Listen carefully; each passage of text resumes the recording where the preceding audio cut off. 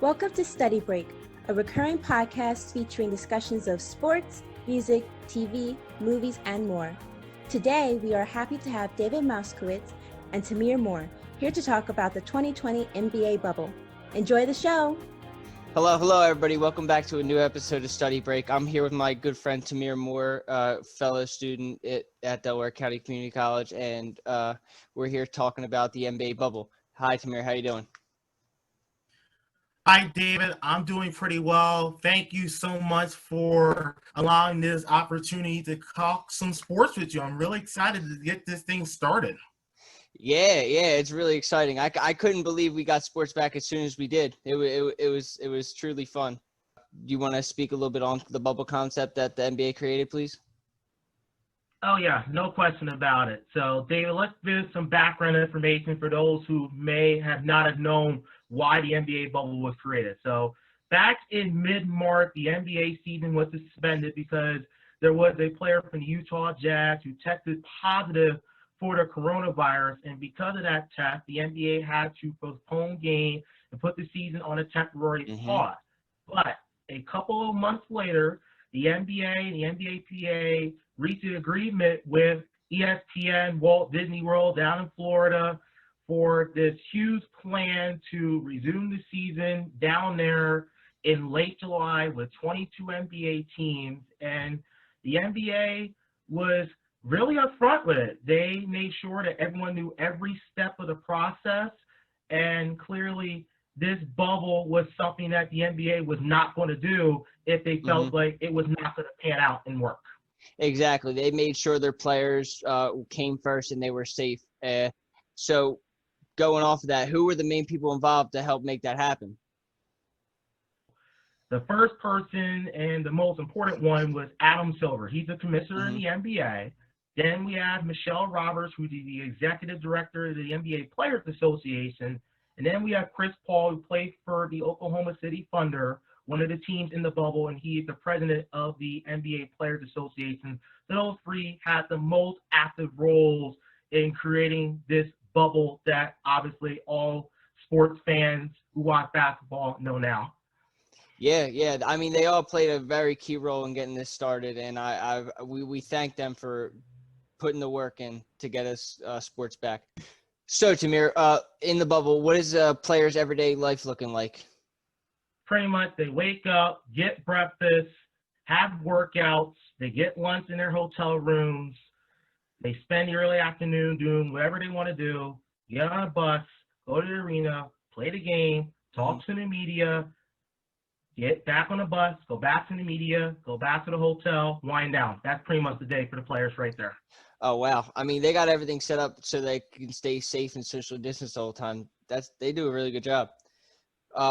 So what happens, how often do the players get tested for COVID-19, and what happens if they test positive? What are the following actions or steps they need to take?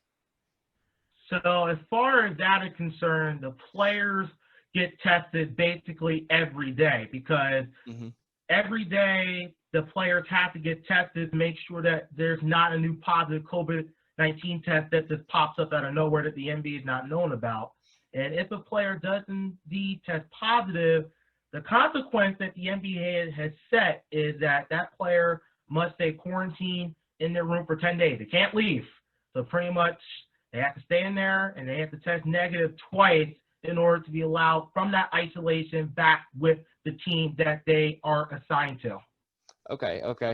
They got a diligent plan to make sure that this doesn't spread, even if they do have a slip up and have a positive case. That's good to know. So during this whole NBA stoppage, like halfway through before they restarted, there was an incident over in Minnesota with George Floyd involving a police officer. Would you like to talk a little bit on that and how the players of the NBA got involved in kind of bringing this social issue to light? Okay, yeah, no question about it. So George Floyd was a man, of course, who everyone has heard by now was the man, of course, who suffered a horrible act of a Minnesota police officer kneeling on his neck for 8 minutes and 46 seconds. The video is very terrible to watch. And shortly thereafter, the NBA players got aware were made aware, rather, of the situation. And you've seen players like Giannis Antetokounmpo and players out in front of these marches all across the country saying this is not right, this has to change. And this kind of went to the bubble plan too, because yes, it did. We're living in very unique times right now, David, as you know. And I think these players decided that this bubble is an opportunity to speak out, and they've done a great job with that. They have, and it's been the top players in the league. The top players in the league have been following suit, and everybody underneath has been doing that. I'm happy they're bringing this issue to light, and we're actually getting some traction on it. So let's head over to how the NBA bubble concept compares to the other four major sports. So let's start off with hockey. Hockey is going with a similar bubble concept. Do you want to talk a little bit on that and their plans? Sure, David. As far as hockey is concerned, they are doing a bubble just like the NBA, but unlike the NBA, hockey doing it in Canada, up north, where they've done a much more better job of handling COVID-19 than here. And hockey, they have been able to play uninterrupted because nobody has tested positive since the NHL bubble began, which is quite remarkable. It really is quite remarkable because, I mean, we all know how easily this spreads. It's untrackable, and they have done an amazing job in being able to go play up in Canada. So moving off to the next sport that started recently along with the NBA and the NHL. Well, let's go into baseball. What were their plans looking like? Well, David, Major League Baseball, unlike the NHL and the NBA, no bubble for them because baseball, remember, when baseball got shut down, they were in spring training. The regular season did not start yet, and they had to delay the season to late July, and Commissioner Rob Manfred of Major League Baseball put in a 60-game season. And obviously, I honestly felt that this no bubble concept was going to lead to positive tests, and indeed it has.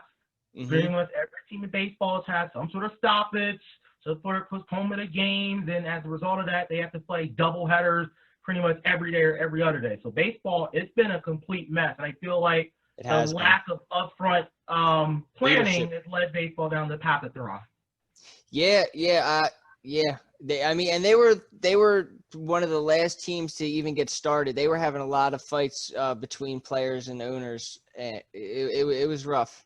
It was rough for them. So let's head into football. So what is football's plans looking like?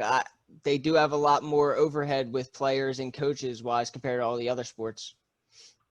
Right, and you talk about the NFL, David. The NFL has kept a business as usual approach so far. They've not had to change the league calendar too much, if at all, because the NFL has had time to sit and evaluate what the other sports are doing before they jump in.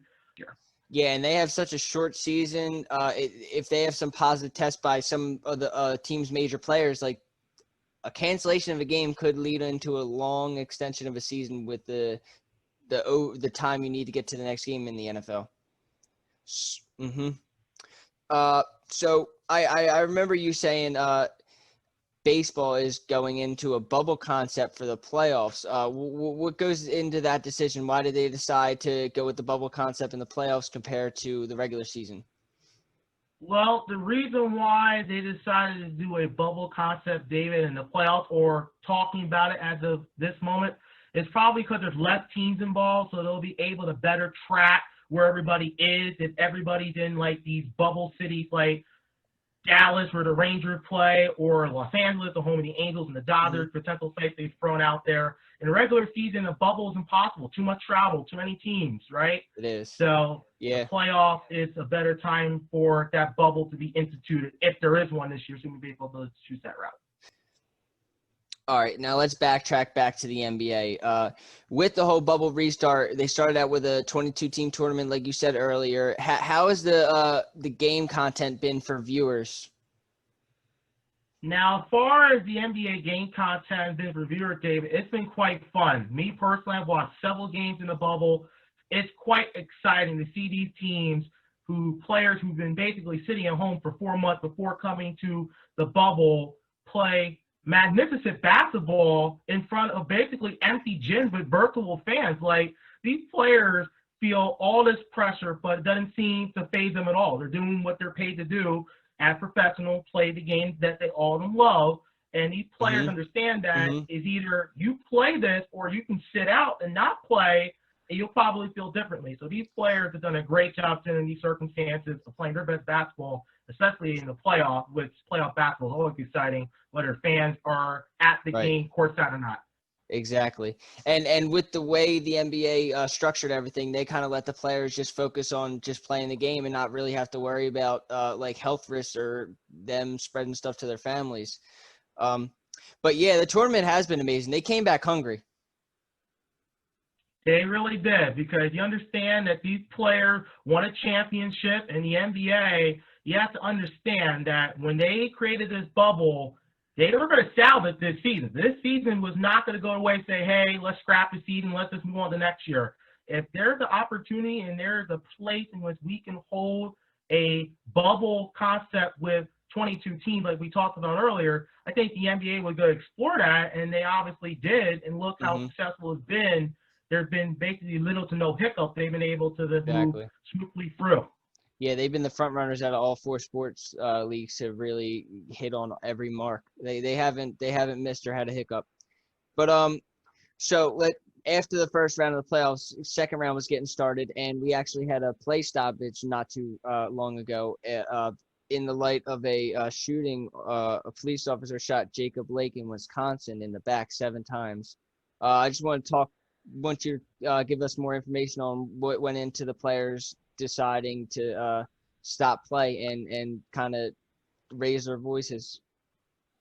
That's exactly right, David. You mentioned a great point. So recently, Jacob Blake, a 29-year-old man from Kenosha, Wisconsin, was shot 7 times in the back by police. He was apparently breaking up a domestic dispute between 2 women, and he was trying to go back to his SUV. Police grabbed him by the shirt, shot him. It's horrible video. I think everyone has seen it by now. It's just not acceptable. As for me personally, as a black man, I was quite angry. I was quite disturbed by that, because no African-American human being should be treated this way. But racial inequality has been around for hundreds of years, and we know that. Now, during that issue towards the NBA, the Milwaukee Bucks were scheduled to play recently a Game 5 of their first-round series against the Orlando Magic down at the Bubble in Florida, but the Bucks decided to boycott that game because the shooting took place about 35, 40 miles from where they play. So this hit the Bucks pretty hard. And one of their players, Sterling Brown, was a victim of police brutality himself a couple of years ago. He was parked in the parking lot, and the police came and stopped him, and it was a whole situation. And following Milwaukee's boycott, other teams joined in, and it picked up steam. Yeah. Every other team followed suit, and even the commissioner and the owners agreed with them and helped continue to push their voices so that these horrible acts kind of got brought to light, and we actually get some change. Exactly. As you know, of course, this world can be very cruel sometimes, but if these players are using their voices, I think all of us should be empowered to find our voices. And we can all contribute to society. It doesn't matter white, black, Latino. Nope. I don't care what skin color you are. I don't care what type of money you make. I don't care what situation you're in. Everyone has a role in creating a better America tomorrow. The America that we live in today does not have to be the case tomorrow. Everyone just steps up to the plate and do their job. And that's exactly what they're doing. I feel wholeheartedly the same way, and I'm happy to see like the younger generation and actual athletes speaking up and doing what they need to do. So that kind of wraps up with everything we were talking about. Thank you, Tamir, for being on. Any last words before you go? I just want to thank everybody for listening to me and David. We worked so hard to put this together. We enjoy your viewership, and we just can't wait for you to see it when this actually goes up. And I hope that this is a video that people can enjoy for many years to come. Yeah, I agree. Thank everybody for coming out and listening. I'm David Moskowitz, and this is Tamir Moore with me. Appreciate you taking the time out to listen. You've been listening to Study Break, brought to you by the New Media Lab and Campus Life. If you haven't done so already, please be sure to like and subscribe. Today's hosts and producers were David Moskowitz and Tamir Moore. David is also a member of our executive team, along with Tashia White and Nick Ruggiero. Indigo Frazier composed our theme music, Victoria Colbreth and Samuel Larson designed our cover art, and I am Rose Mikael, your announcer for this episode. If you have an interest in participating in the New Media Lab, email us at nml@mail.dccc.edu. Thanks for listening.